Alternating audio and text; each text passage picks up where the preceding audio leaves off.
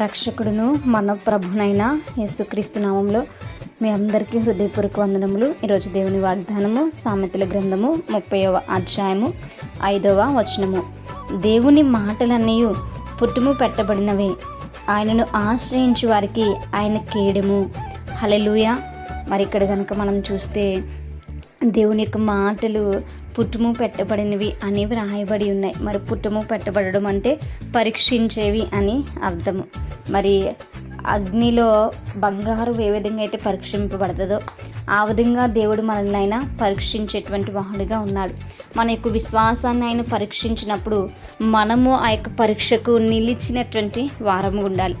పరీక్ష ఎవడైతే రాస్తాడో మరి అందులో పాస్ అయితేనే వాడు గొప్పవాడు, లేదంటే అందులో ఎవరైతే పాల్గొంటారో వారికి తర్వాత బహుమతులు ఇవ్వడం జరుగుతూ ఉంటుంది కదా. మరి అసలు పరీక్షకే నిలబడకపోతే మనం పాసా ఫెయిల్ అనేది తెలియదు కదా. మరి మనము కూడా ఇక్కడ కూడా దేవుడు మనల్ని పరీక్షకు ఆహ్వానిస్తున్నాడు. ఆయన పరీక్షించినప్పుడు మనం నిలిచేటువంటి వారముగా ఉండాలి. స్థిరమైనటువంటి విశ్వాసం కలిగినటువంటి వారముగా ఉండాలి. మనం ఎప్పుడు ఉండగలుగుతాం అలా అంటే ఆయన్ను ఆశ్రయించినప్పుడు, మనము ఆయన దగ్గరికి వచ్చి ఆయనతో సహవాసం మనం చేస్తున్నప్పుడు, ఆయన యొక్క వాక్యాన్ని హత్తుకుని జీవిస్తున్నప్పుడు మనము దేవుడు మనకు పెట్టినటువంటి పరీక్షలో మనము స్థిరముగా ఉండగలుగుతాం.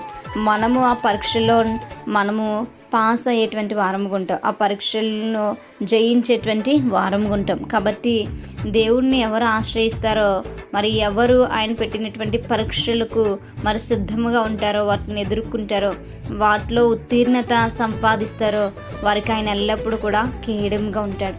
ఆయన కేడముగా ఉండి మనల్ని ఆ పరీక్షల నుంచి ఆయన గెలిపించడానికి ఇష్టపడుతున్నటువంటి దేవుడు. కాబట్టి మనము లోకముని కానీ లోకము చుట్టూలో ఉన్నటువంటి వాటిని కానీ మనం ఆశ్రయించకుండా దేవుని ఆశ్రయంకు కనుక మనం వస్తే ఆయన మనకి కేడముగా మనల్ని రక్షించేటువంటి వాడుగా, మనల్ని కాపాడేటువంటి దేవుడుగా ఆయన ఉన్నాడు.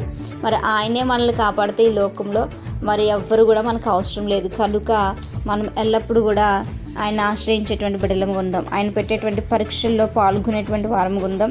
ఆయన పెట్టేటువంటి పరీక్షల్లో మనము గెలిచేటువంటి వారముగా ఉందాం. ఆయన మనల్ని నడిపిస్తుండగా మనం ఆయన తట్టు తిరిగి నడిచేటువంటి వారముగా ఉందాం. అటువంటి కృపా దేవుడు మనకు అనుగ్రహించును గాక. మేము ప్రార్థించుకుందాం. పరిశుద్ధుడ మహాగణుడ మీకు వందనాలు. నిజమే ప్రభా, నువ్వు మమ్మల్ని పరీక్షించినప్పుడు మేము పరీక్షకు నిలిచినటువంటి వారమై నీ పైన ఆధారపడి నీ పైన ఆశ్రయపడి అయా జయించేటువంటి వారుగా అయితే నేను గెలిచేటువంటి వారముగా ఉండేటప్పుడు మాకు సహాయం దయచేయండి. నిన్ను కాదని వెళ్ళిపోయేటువంటి వారంగా కాదు, కానీ నిన్ను దూషించేటువంటి వారుగా కాదు, కానీ నిన్ను విడిచిపెట్టేటువంటి వారంగా కాదు, కానీ ప్రభా నిన్ను హత్తుకుని జీవించేటువంటి ధన్యత మా అందరికీ దయచేయమని, నీవు ఇచ్చేటువంటి బహుమతి కొరకు మేము అతన్ని ఎదురు చూచేటువంటి కృపను మాకు అనుగ్రహించమని ప్రార్థన దయచేసి మీ పాదసన్ని చేర్చుకోమని యేసయ్య అతి పరిశుద్ధ నామములో అతి మిక్కిలి వినయముగా బ్రతిమలాడి వేడుకుని పొంది ఉంచున్నా మా ప్రేపర్లో మా కన్న తండ్రి. Amen. Praise the Lord everyone. May God bless you.